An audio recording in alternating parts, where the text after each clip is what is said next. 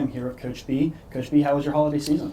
It's great. It was great to get a little bit of a holiday with the family and have to see the players go off and see their families and get some time, so precious for us during the season.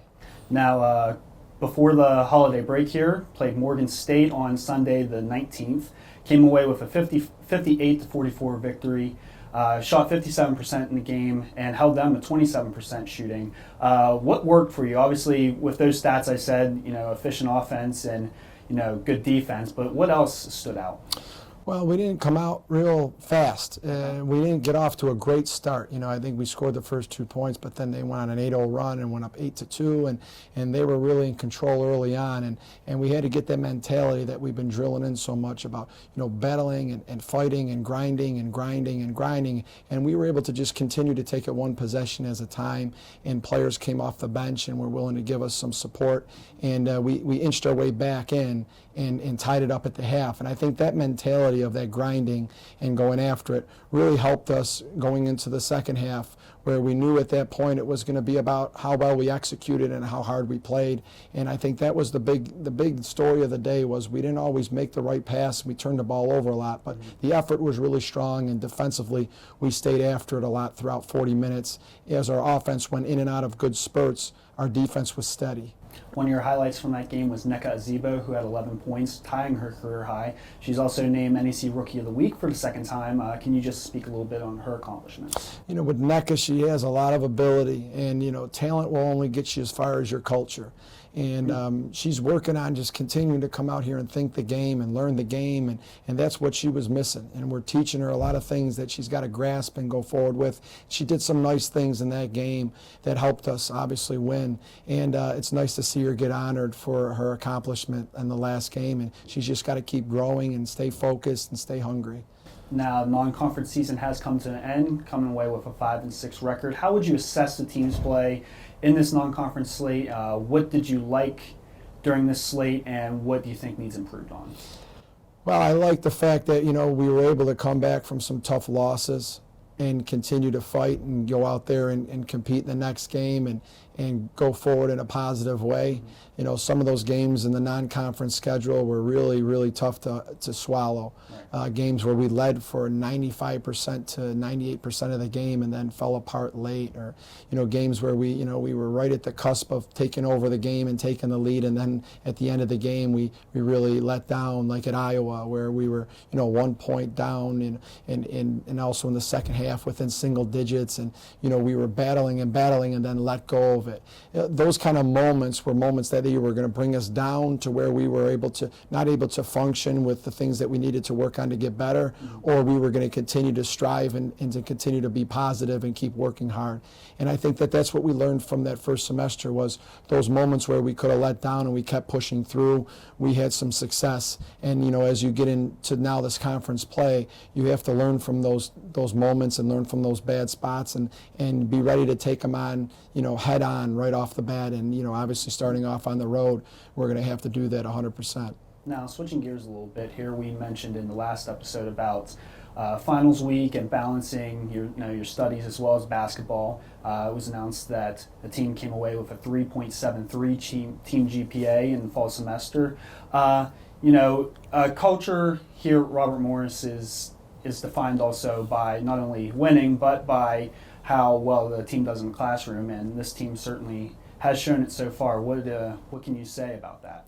Well, it's a lot of hard work from the program. Those academics are so important to our program. When we recruit players to come in to play basketball here, we're also recruiting them to come in here and be quality student athletes. And those grades and those marks in the team GPA is attributed by how much time we put into it. We make a lot of sacrifices for academics. My mentality is always academics first. We don't miss class unless we have to miss class for travel or things like that. We always schedule things, to make sure the players are getting into the class as much as they can, and then obviously devoting a lot of our extra time outside of basketball to study hall and to meeting and stuff like that. So I would attribute that to a very big focus on our academics. And Coach Marita obviously leading our academics, being our academic advisor. I meet with her regularly about how the team is doing, and she meets with the team sometimes daily about where they're at, and we get constant updates and reports. And it's just a lot of work, a lot of hard work and effort from everybody involved. And of course with the players, understanding that hitting the books doesn't mean talking about it or your mind being somewhere else. Sitting down and actually wanting to learn the information that you're learning here, because these are the kind of information that are going to take you on and make you the person that you're going to be when you're done playing basketball, and give you an opportunity to have a great job or be a president of a company or be a great teacher that you always wanted to be.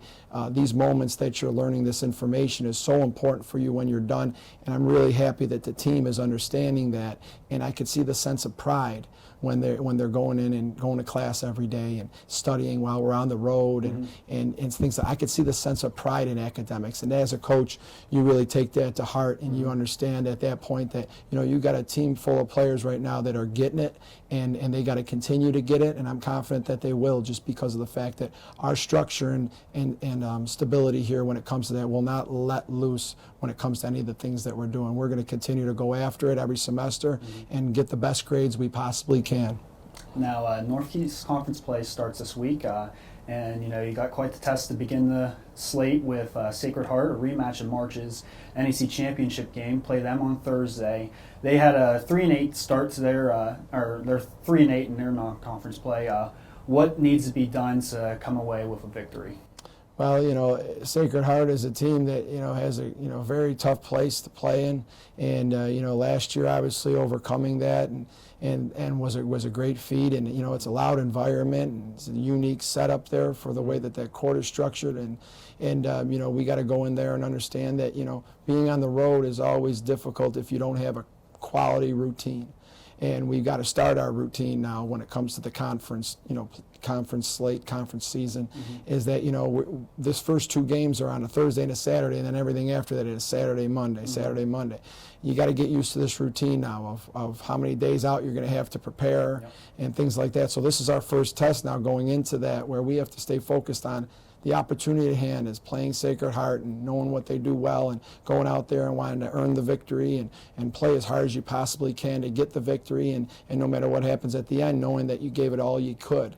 Being in this situation as many times as I have, and some of the players that are returning, their experience and their leadership is going to have to be a big part of this going forward, because we have some players that are getting quality minutes for us that have never been in this situation yet, going in and playing a conference road game. So it's going to have to do a lot with our culture and our leadership, and going in there just mentally prepared and ready to execute the game plan. And then also on Saturday, as you mentioned, play FDU. I know you're looking forward to the first conference game, obviously on Thursday, but can you give a little sneak peek of what you think you'll see from FDU? Well, I'll tell you, just speaking for that second game on the road, I could tell you that when you go out there to play, and you have to travel a ways to get out there, and it's a whole routine, you're going to have to go from one game and then go right into your routine and go into the other. And wherever you play, it's on the road, it's going to be in a different environment, some place that you're used to playing maybe once, or maybe in the playoffs more than once, but you don't get to be in that environment every day, so you have to be ready to adjust quickly. And that's what we'll have to be ready to do. We'll have to be ready to play that game on Thursday against Sacred Heart and the team in front of us. And then after that game, we'll have to be ready to get back and to adjust no matter what the outcome is, and go forward in a positive way, because this is a grind. This is a marathon. This isn't a sprint. You got to create good habits. Your routines have to be solid. If you're out there creating bad routines going in from one game into the next, well, then when you want to turn it up and create a good routine, it's not going to feel normal. It's not going to feel comfortable. So everything you do every day either is going to make you climb a ladder or fall down. And we just got to focus on this trip to just continue to climb the ladder, and it starts on Thursday. We have to go out there and work hard, and then once the game's over, then we'll worry about what we got to do on Saturday. Well, thank you for your time, and good luck this week. Thank you, Ethan. Appreciate it. Colonials play Sacred Heart on Thursday at 1 p.m. The game will be shown on necfrontrow.com.